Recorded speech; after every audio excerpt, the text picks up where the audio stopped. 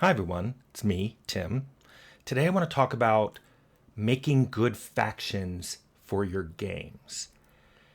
This is something that every time I go into making a setting, and remember, I think setting is the first step of what you need to do to make a game. I always try to think of what kind of factions are going to be there. And just to be clear what I'm going to talk about, I'm talking about designing the factions, not writing the factions, not writing dialogues for particular characters. I'm not good at that. But I am talking about making factions that you've designed so that they seem like they belong in your world and have their own goals and are just fun to interact with. I'm going to talk about how I think you should go about doing that. I'm going to use examples from Fallout because that is the oldest game where I did this, and at this point, I don't believe there can possibly be any spoilers for that game. Although, when I talked about China nuking first, apparently that was a big spoiler for people. Anyway, we're going to talk about Fallout. So let's dive into it. First of all, when you're designing a faction, you really want to make sure that it's not a simple monolithic entity. So the factions I'm thinking of in Fallout, things like the mutants, the Brotherhood of Steel, Junktown, the Hub. These were not simplistic, monolithic, where everybody in those factions all felt the same thing, acted the same way, treated the player the same way. What I liked about them was there were all sorts of characters that could be written to be part of those factions. I'll give you an example.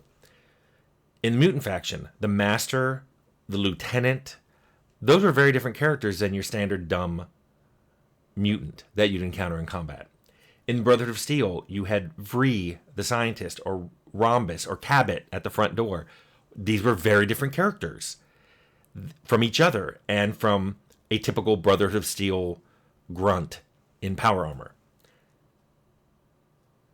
Now, let me digress a little bit into writing, even though I won't be telling you how to write, because that would be a whole nother video done by a wholly different person. But when you have to write, you have to make sure that you write different kinds of characters. I think I've even said multiple times, I'm so tired of narrative designers who think that sarcasm is the first and best and most touchstone-y way to make a character. I've seen so many sarcastic characters that if I played a game that didn't have any sarcastic character, I'd be happy. To me, it's it's too much of the go-to. It's too easy. It's too obvious. So if you're thinking of a character and the main point of this character is he's really sarcastic, think again. I punted several of those characters from my games on the only feedback was, this character's sarcastic, we have enough of those. Figure something else out. There's a whole bunch of ways you can make characters. You can make characters that are really smart. The characters themselves are intelligent. They are thinking of everything like a scientist. They want data. They want information. They're trying to be logical in whatever they're doing. You can have dumb characters, that are just as dumb as the player character when he gets dumb dialogue. Those are fun. You're trying to outsmart them, or at least in one case in Fallout, outdumb them so you can get past them, and that's fun to do. You can make characters that are violent, that their first touchstone, their first, course of action is just violence. Just you say anything wrong, they're going to kill you, or they're going to, they don't want you part of their group or whatever. They're very insular. That's pretty fun. You can make characters that are passive, that are very easy for the player to convince of things, just go along with what the player's thinking. Those are fun characters to have when you write dialogue for player characters that are skill-based, we have dialogue skills. Those are fun characters. And so to make a fun faction, you've got to have room in it to have all kinds of characters. If it's monolithic, if everybody who's part of that faction acts the exact same way, that's bad. Now, that isn't to say that the faction doesn't have a goal that most of the people in the faction would support, but they'd support it in their own way. For example, and usually you want that faction to have really realistic goals so that it makes sense when the player learns about them. For example, the mutants seem to just be attacking people, but once you learn more, you find out they're raiding. They're raiding towns, and they're raiding vaults. And as you get far enough along in the story, you find out that they're looking for humans to dip in the vats. And they've recently figured out that humans that have less radiation turn into better mutants when they get dipped in vats of FEV. So their raids are concentrating on finding what they call prime humans, humans that didn't receive a lot of radiation or haven't gone out much. That's why places like, towns are better, because there might be some people who never leave the town or rarely leave the town, and maybe they have less exposure to radiation. When the master heard about vaults, he really started sending out his mutant squads to try to uncover locations of vaults, because vaults are full of prime humans, especially the ones that never opened. So once you learn that, you're like, oh, that makes sense to me. I see what's going on here. And also because there's a bunch of dumb mutants among the raiding parties, and then there's people like the lieutenant, you're like, oh, I get it. I get why there are different kinds of mutants and why the smarter ones are rarer. It just starts to make sense, and that's what I love about those factions. They support the storyline. The Brotherhood of Steel in Fallout was another good faction, because you discover that their goal is to find and preserve technology. But you're like, wait a minute, we have cases of them attacking and destroying stuff. Yes, they destroy anything they leave behind to make sure it doesn't fall into the wrong hands. From the Brotherhood's point of view, this entire post-apocalypse was caused by technology in the wrong hands. And from their, point of view, the only right hands are their hands.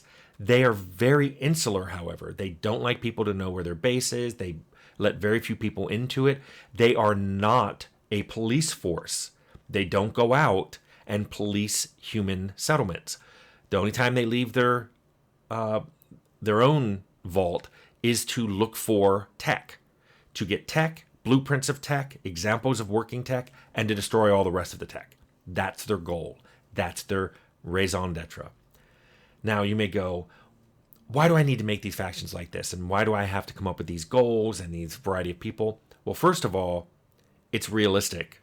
For those of you who think that's good. Personally, I don't care about this, but I threw it in my list because people go, well, it's realistic to be that way. Sure, it is. I don't really care about that. The thing I care about is factions like the ones I described that are non-monolithic and have goals and a variety of characters in them can be used to support the story.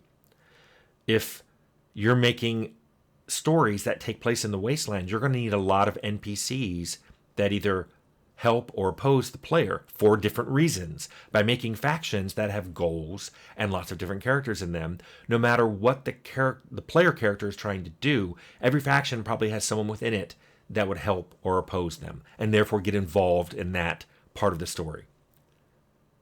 Similarly, having factions with lots of different characters in them supports a lot of the different player character builds.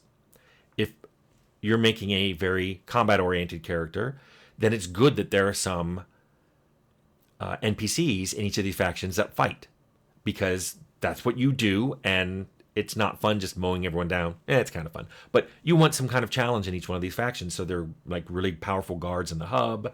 The mutants are all pretty powerful, especially the ones that are wearing armor and use miniguns. The Brotherhood of Steel, they're a tough faction to take on, combat oriented. But if you make a talking character, you still want NPCs and all those factions you can interact with. There are tons of people to talk to in the hub.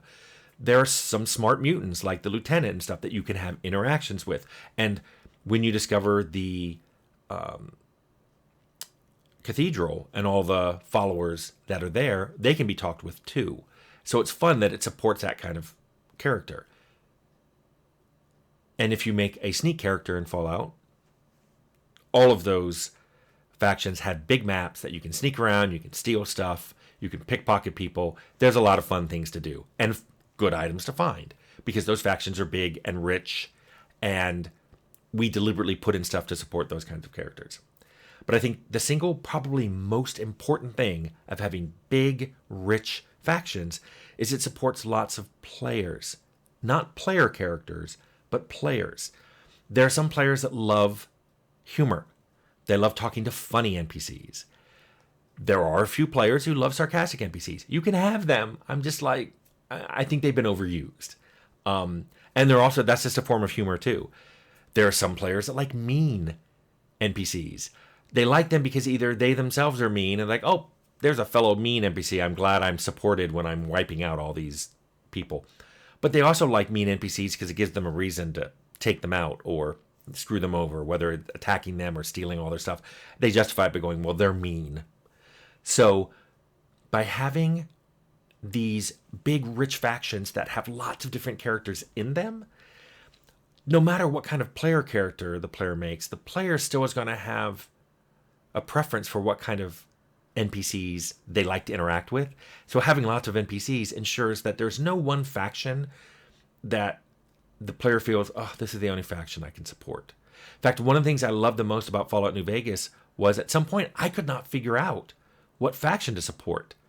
So I ended up saving the game, and I've replayed it supporting House, supporting Yes Man, supporting Caesar's Legion, supporting NCR. I just wanted to see what would happen, and I liked people in all of those, so I liked joining them, and I liked opposing them. I played once where I blew up the Brotherhood of Steel. I felt bad about it, but I wanted to see what would happen.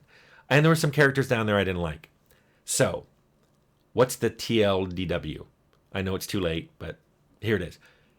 If you're making a game, definitely have multiple factions. But within those multiple factions, definitely put lots of different kinds of characters. The faction can have a goal, and it should be a realistic goal, that all of the different characters in the faction support in their own way. But because you have lots of different characters in that faction, there's a lot of different ways that different player characters can interact with them, and there's lots of things that will attract that faction to different kinds of players. So try to make as many different factions as you can with very different faction members. And that's pretty much it. Thanks.